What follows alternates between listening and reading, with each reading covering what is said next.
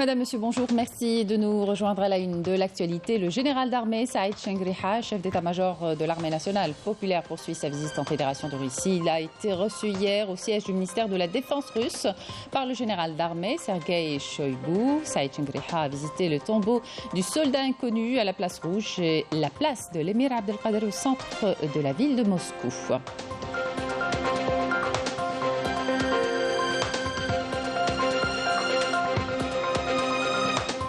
Les indices de l'économie nationale sont ouverts, c'est ce que révèlent les derniers chiffres mis en avant par le Premier ministre Ayman Ben Abdelrahman lors de l'installation du Conseil national consultatif de promotion des exportations. Les détails dans un moment.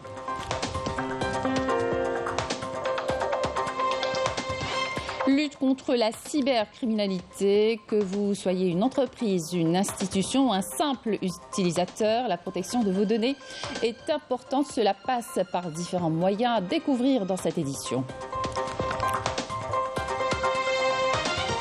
Et puis on vous propose de visiter la ville historique de Cherchell, musée à ciel ouvert. La ville nous invite à découvrir les civilisations romaines, phéniciennes et ottomanes en parcourant ses remparts et en explorant ses quartiers et ses vestiges archéologiques inestimables.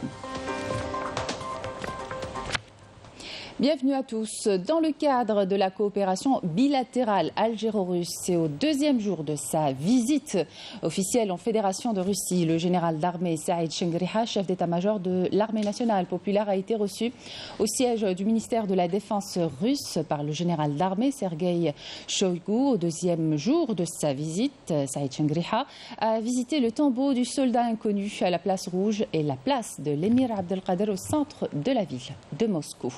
Amel Borba. Une rencontre élargie a eu lieu entre le général d'armée Saïd Chengriha, chef d'état-major de l'armée nationale populaire, et le ministre de la Défense de la Fédération de Russie, le général d'armée Sergueï Shoïgu. Une rencontre fructueuse qui a permis de mettre en avant les perspectives à même de renforcer la coopération entre les armées des deux pays, reflétant la volonté des deux chefs d'État, Abdelmadjid Tebboune et Vladimir Poutine.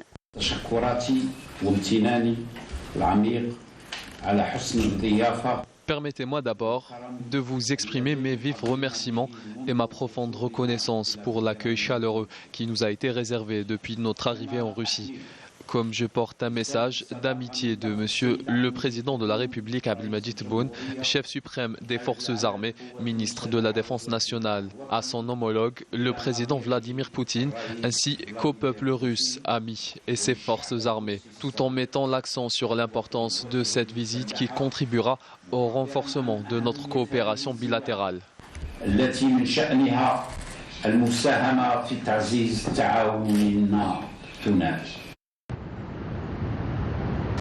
Ainsi, dans le cadre de sa visite officielle en Fédération de Russie, le général d'armée Saïd Chengriha a visité le tombeau du soldat inconnu à la place Rouge au centre de Moscou, où il a été reçu par le commandant militaire de la ville.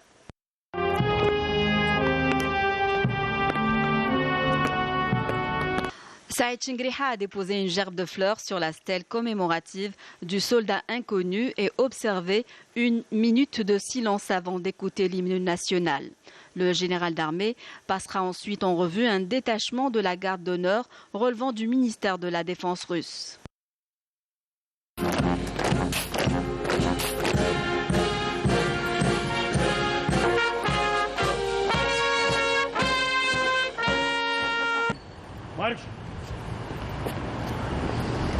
Par la suite, le chef d'état-major de l'armée nationale populaire a visité la place de l'émir Abdelkader au centre de la ville de Moscou, inaugurée par le président de la République Abdelmadjid Tebboune lors de sa visite en juin dernier en Russie.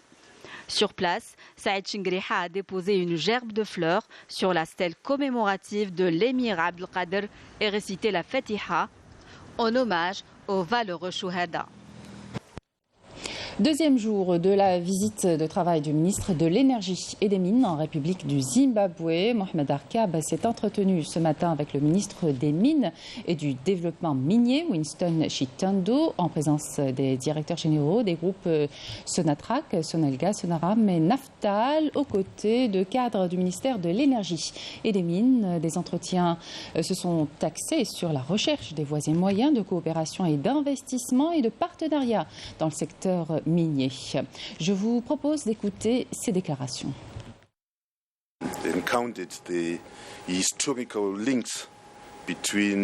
بين الجزائر وزيمبابوي علاقات صداقة جيدة نطمح إلى تعزيزها من خلال التعاون في القطاع المنجمي.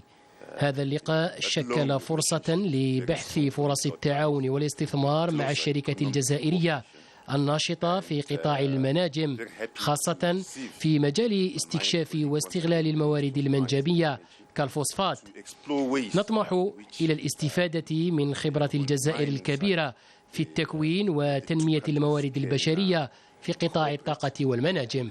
تحدثنا كثيرا حول تطوير المجال المنجمي من ناحية التطوير في المحروقات وكل سلاسل المحروقات، وكما تعلمون الجزائر عندها خبرة طويلة وكبيرة وكفاءة عليا في هذا التطوير، وسوف نطور علاقتنا في هذا المجال للبحث والاستكشاف في مجال المحروقات في زيمبابوي مع الشركات في زيمبابوي وشركة سوناتراك.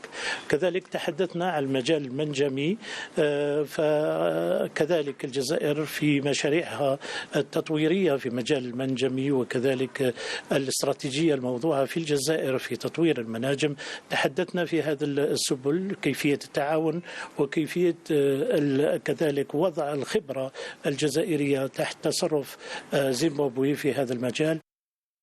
Je vous le disais en titre, les indices de l'économie nationale sont au vert. C'est ce que révèlent les derniers chiffres mis en avant par le Premier ministre Ayman Ben Abdelrahman lors de l'installation du Conseil national consultatif de promotion des importations. Il a indiqué que le nombre de projets d'investissement enregistrés a atteint près de 3 000, permettant la création de plus de 76 000 emplois. Wassila Bouchareb, Amel Borb. Parmi les indicateurs économiques positifs de l'économie enregistrés ces derniers temps, l'augmentation du nombre de projets d'investissement qui s'élève à près de 3 000. Autant de projets qui ont permis de créer plus de 76 300 emplois. Des résultats probants qui illustrent l'efficacité de l'approche adoptée dans le cadre des décisions prises par le président de la République permettant de libérer l'investissement et de lever tous les obstacles bureaucratiques. Le nombre de projets d'investissement enregistrés répondant à toutes les conditions et incitations au 20 juillet 2023 a atteint les 2 984 projets, dont 2 923 locaux et 21 projets avec des partenariats étrangers, d'un coût global de 1 694 milliards de dinars, contribuant à la création de plus de 76 300 emplois. Les projets d'investissement retenus totalisent une valeur avoisinant les 1 700 milliards de dinars. Ces chiffres témoignent de l'efficacité de l'approche adoptée pour réformer le système national dans le domaine de l'investissement et la stratégie prônée par le président de la République pour augmenter le taux d'intégration et encourager la production nationale. Encourager la production nationale en misant sur des secteurs porteurs avec à la clé l'exportation, c'est l'objectif phare des mesures salutaires prises par le chef de l'État à travers la promulgation d'un nouveau code des investissements et des facilitations accordées aux investisseurs. En seulement 3 ans, nous avons réalisé ces résultats avec près de 3 000 projets d'investissement, contribuant à la création de plus de 76 000 postes d'emploi, ce qui témoigne de l'amélioration du climat des affaires en Algérie. Pour sa part, le financement de l'économie nationale par les banques, notamment celles du secteur public, a atteint un taux sans précédent grâce au nouveau mécanisme de financement appliqué par les banques et grâce à la rapidité du traitement des dossiers des prêts. Ainsi, le total des crédits octroyés a dépassé les 10 milliards de dinars, soit une hausse de 1,77%. Lutte contre la cybercriminalité, un des défis majeurs du monde moderne. Protéger les institutions et entreprises des attaques est une nécessité. Pour préserver l'économie du pays, cela passe par différents moyens. Le recours au logiciel libre en fait partie. Reportage Walid Yousfi. Dans un monde en constante évolution et de plus en plus connecté, protéger les réseaux, les appareils, les programmes et les données des cyberattaques est une nécessité vitale. Que vous soyez une entreprise, une institution ou un simple utilisateur, la protection des données est un must. Mais avant d'aller plus loin, il faut savoir ce qu'est un logiciel. Un logiciel d'abord, c'est un code source, c'est-à-dire on veut résoudre une problématique, on va opter pour une manière, une procédure et on va écrire un programme. On va choisir un langage de programmation et le programme, c'est une série d'instructions écrites selon une syntaxe donnée. Une fois que cette étape est terminée, on va le compiler pour en tirer ce qu'on appelle un exécutable. L'exécutable en question est donc le produit fini, prêt à être utilisé. Ou bien, on vous vend seulement l'exécutable et vous n'avez aucune idée qu'est-ce qu'il y a dans le code source. Et à ce moment, on dit que le logiciel est fermé ou bien propriétaire. Si on vous vend l'exécutable et on vous donne l'accès au code source, à ce moment-là, c'est un logiciel open source. C'est un logiciel ouvert. Parmi les logiciels open source, il y a un type de logiciel qui s'appelle logiciel libre. Et c'est cette deuxième catégorie qui est la plus utilisée chez les professionnels du domaine. Le premier avantage, il est d'ordre économique. Les logiciels libres, en général, ils sont gratuits. L'aspect sécuritaire, il est important, il y est. Parce que, supposons, vous avez un logiciel qui n'est pas libre. Vous n'avez pas l'accès au code source. Personne n'a accès au code source, sauf les quelques ingénieurs qui le développent. Quand vous ne savez rien, qu'est-ce qu'il fait? Alors Richard Stallman, il dit que tous les logiciels qui sont fermés contiennent ce qu'il appelle, lui, les portes dérobées. Grâce à ces portes dérobées, une tierce personne pourrait accéder à votre ordinateur sans même que vous le sachiez. En Algérie, une commission nationale s'est engagée à fournir un référentiel de logiciels libres pour remplacer tous les logiciels fermés utilisés dans les institutions publiques. Près de 71% des nouveaux bacheliers ayant effectué leur pré-inscription ont été orientés selon leurs 3 premiers choix. Tout s'est fait en ligne via la plateforme d'orientation qui a permis de simplifier les procédures d'inscription. Sachez que les inscriptions définitives à distance se dérouleront du 5 au 10 août en cours. Mejda Jahmouna. En consultant la plateforme des résultats d'orientation du bac, cette jeune bachelière a été ravie d'apprendre que son premier choix a été retenu. J'ai choisi la médecine comme spécialité. Devenir chirurgien est mon rêve d'enfance. Je vais pouvoir réaliser ce rêve en poursuivant mes études à l'université d'Alger 1. Tout comme elle, son amie exulte puisqu'elle a obtenu son premier choix. Mon premier choix était la médecine et, alhamdoulilah, il a été approuvé. L'École nationale des sciences politiques de Ben Aknoun était mon premier choix. Je suis très heureux d'y poursuivre mes études. Je suis déterminé à faire de mon mieux pour réussir. Ces lauréats ont réussi à connaître leur choix en quelques clics. Ils n'ont pas eu besoin de se déplacer. Grâce à la numérisation, l'opération de préinscription leur a permis un gain de temps considérable. Il y a plusieurs facilitations notables. De nos jours, la technologie devient indispensable. En quelques clics, j'ai pu finaliser ma préinscription et cela m'a fait gagner beaucoup de temps. Les procédures d'inscription étaient compliquées autrefois et prenaient beaucoup de temps. Aujourd'hui, les étapes d'inscription sont devenues faciles avec la numérisation. L'opération d'inscription était facile et rapide, que ce soit pour les nouveaux bacheliers ou pour les parents. Nous n'avions pas eu besoin de recourir au support papier. Dans le cas où l'affectation ne répond à aucun des 10 choix exprimés dans la fiche de vœux, il vous est possible d'introduire un recours exclusivement en ligne du 15 au 17 août. Un plan spécial a été mis en place pour assurer une alimentation continue en eau potable. De nouvelles stations de dessalement d'eau de mer sont entrées en activité, à savoir la station de Corso à Boumerdès, celle de Bateau Cassé ou encore El Marsa, dans la capitale, toutes ont une capacité de production dépassant les 250 000 mètres cubes jour. Abdelaziz Alim, Mejda Jahmouna.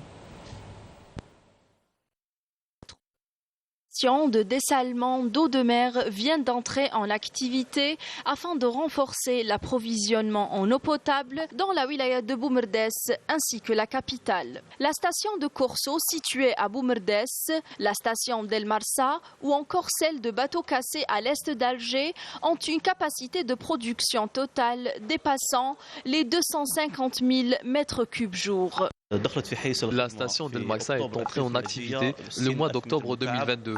Sa capacité de production est de 60 000 mètres cubes jour. Cette station est composée de 5 unités. Chacune produit 12 000 mètres cubes jour. La station de Bateau Cassé est entrée en activité en mars 2022. Sa capacité de production est de 10 000 mètres cubes jour. Jusqu'à ce mois-ci, nous avons produit environ 4 millions de mètres cubes.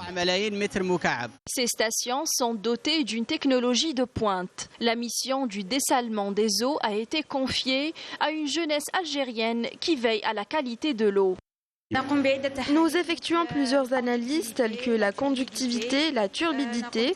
Nous analysons également le taux des sels minéraux et le pH dans l'eau. Je suis diplômée de l'université de Bab-Zouar des sciences et technologies. Ma spécialité est le génie chimique. Cela fait environ un mois que j'ai rejoint cette station. Alhamdulillah, une grande confiance a été placée en nous, même si nous sommes au début de notre parcours professionnel. J'ai déjà fait des formations au niveau de la station et j'en ai fait ailleurs aussi. Nous veillons au bon déroulement du processus du début à la fin. Dirigée par la Société nationale des hydrocarbures ainsi que Cosider, l'entrée en activité de ces stations de dessalement marque une avancée importante pour le plan de développement initié par le président de la République visant à garantir la sécurité hydrique.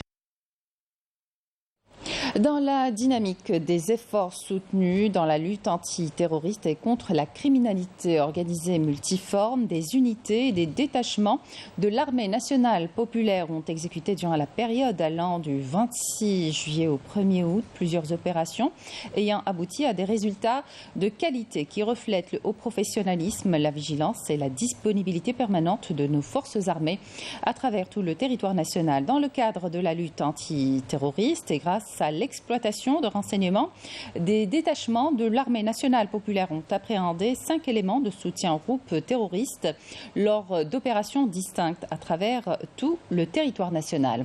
Dans le cadre de la sécurisation de nos eaux territoriales et de la lutte contre la criminalité organisée et en continuité des efforts soutenus visant à contrecarrer le fléau du narcotrafic dans notre pays, une brigade maritime relevant du groupement territorial les gardes-côtes d'Alger, façade maritime centre en première région militaire, a mis en échec au niveau du port d'Alger une tentative d'introduction dans notre pays une importante quantité de cocaïne s'élevant à 35 kg et 800 grammes dissimulés à bord d'un navire commercial battant pavillon maltais. L'opération a été engagée en coordination avec les services de la Sûreté nationale grâce à l'exploitation de renseignements faisant état de l'introduction d'une quantité de cocaïne par le navire Harris en provenance de Malte qui était accosté au niveau du quai 33 au port d'Alger. À cet effet, des unités flottantes des gardes-côtes ont été dépêchées pour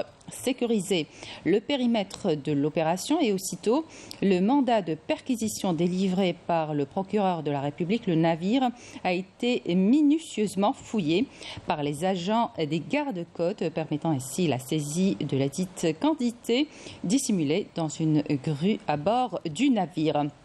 Dans le même contexte, des détachements combinés de l'ANP ont intercepté, en coordination avec les différents services de sécurité lors d'opérations exécutées à travers les régions militaires, 36 narcotrafiquants et mis en échec des tentatives d'introduction de 174 kg de kif traité provenant des frontières avec le Maroc et saisi plus de 271 comprimés psychotropes. Ataman Rasset, Adrar, Ingezem et Janet, des détachements de l'ANP, ont arrêté 161 individus et saisi 28 véhicules, 175 groupes électrogènes, 103 marteaux-piqueurs, 5 détecteurs de métaux ainsi que des quantités d'explosifs, d'outils de détonation et d'équipements utilisés dans des opérations d'orpaillage illicites, alors que 19 autres individus ont été interceptés et 6 fusils de chasse, des quantités de denrées alimentaires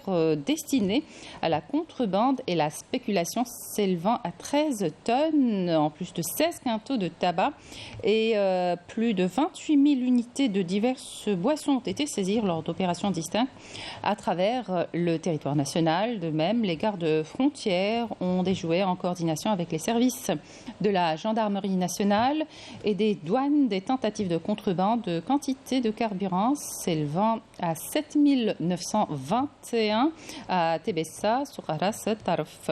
Par ailleurs, les gardes-côtes ont déjoué au niveau de nos côtes nationales des tentatives d'émigration clandestine et ont procédé au sauvetage de 270 individus à bord d'embarcations de construction artisanale, alors que 237 immigrants clandestins de différentes nationalités ont été arrêtés à travers le territoire national.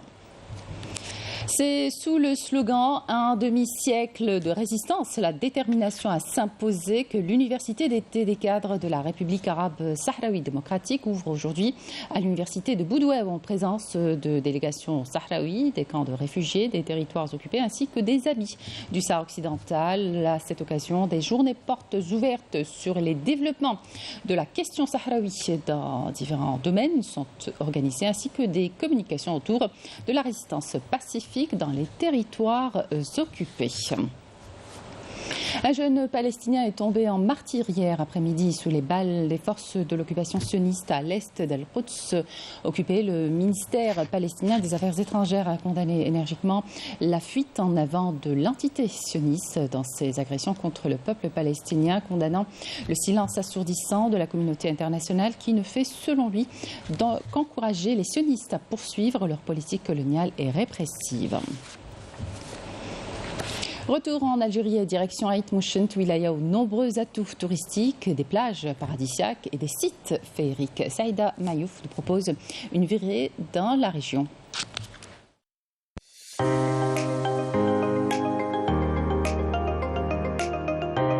Aït Mouchent, une situation stratégique et une place privilégiée en raison de sa proximité de 3 grandes villes de l'ouest de l'Algérie, à savoir Oran, Sidi Bel Abbès et Tlemcen.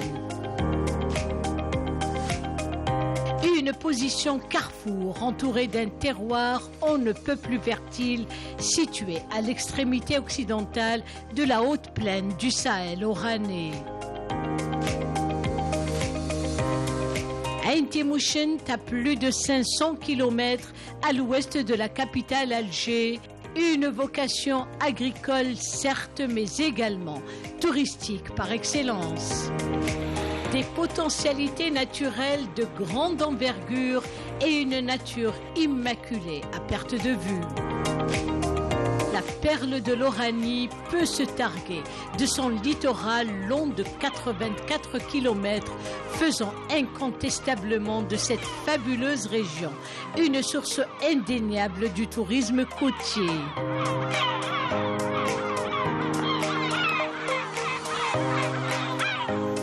Sassel, Madrid, Terga, Rechgouna, Benissaf, Sbiat, parmi tant de merveilleuses plages offrant bains de soleil, fraîcheur garantie, mer turquoise limpide et sable doré, en somme une sensation de bien-être inégalée.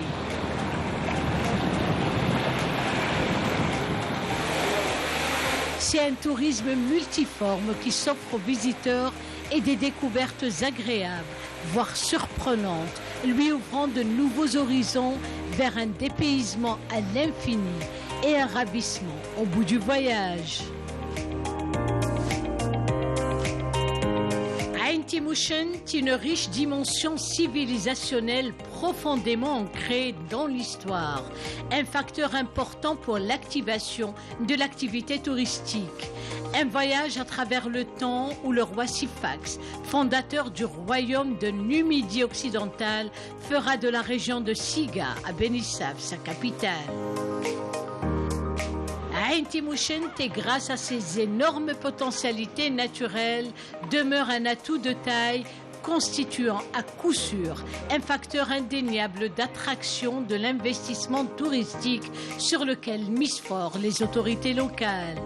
Une manière de gagner le pari économique en créant ainsi une dynamique de développement local.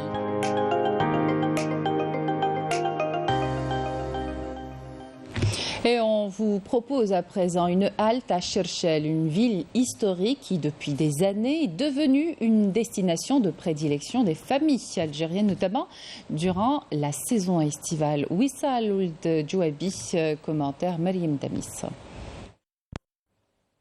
Cherchel, ville historique et musée à ciel ouvert, nous offre une plongée fascinante dans les civilisations romaines, phéniciennes et ottomanes.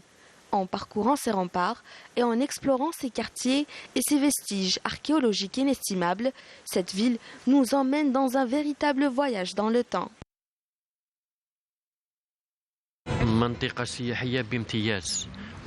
Cherchel est une ville touristique par excellence. Ses visiteurs viennent des 4 coins de l'Algérie.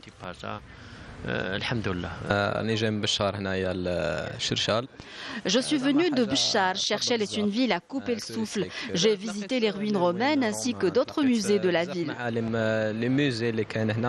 Avec ses vestiges romains et son riche patrimoine, Cherchel est une cité exceptionnelle qui regorge de potentialités, de traditions et de coutumes captivantes, incitant à la découverte.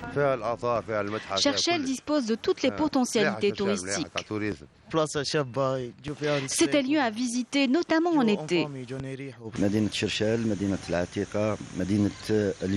Cherchel, c'est l'ancienne ville dénommée Yol du temps des Phéniciens. Au niveau de notre commune, nous comptons plusieurs sites historiques. Nous avons des amphithéâtres et des musées. La commune veille également à la propreté des lieux pour mieux accueillir les visiteurs. En cette saison estivale, c'est l'occasion idéale de partir à la découverte de cette ville aux multiples richesses archéologiques. Un patrimoine qui fait partie de l'identité algérienne et qui doit être sauvegardé. Sport pour terminer, lors de la 4e journée de Ligue africaine des nations, nos 2 sélections nationales masculines et féminines de basketball 3x3 se sont inclinées et n'ont pas réussi à atteindre la finale qui a été remportée par les Kenyanes chez les dames, les Égyptiens du côté des messieurs. Sarah Derbel. La 4e journée de ce tournoi africain a vu un match très serré entre les basketteuses algériennes et les égyptiennes. Les coéquipières de Yasmine Makhloufi ont bien géré la première rencontre en battant les égyptiennes 10-9.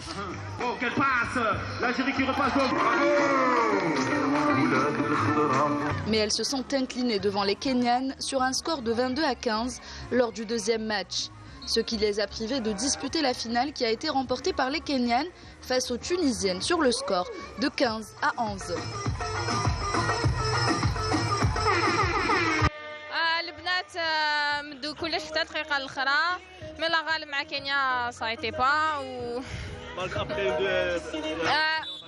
Après un match très intense avec l'Égypte, on était un peu fatigué. Ça fait c'est la 4e journée, donc c'est très intense, surtout les tournois. Chez les messieurs, l'équipe nationale est entrée dans la compétition lors de la 2e journée devant les Kenyans.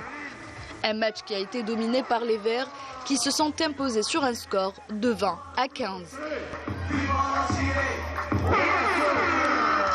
avant d'affronter les Égyptiens dans un match décisif où la victoire est revenue cette fois-ci à l'Égypte sur un score de 15-14. Et c'est toujours dans une bonne ambiance et un esprit sportif que se déroule ce tournoi africain des nations qui prendra fin ce jeudi 3 août.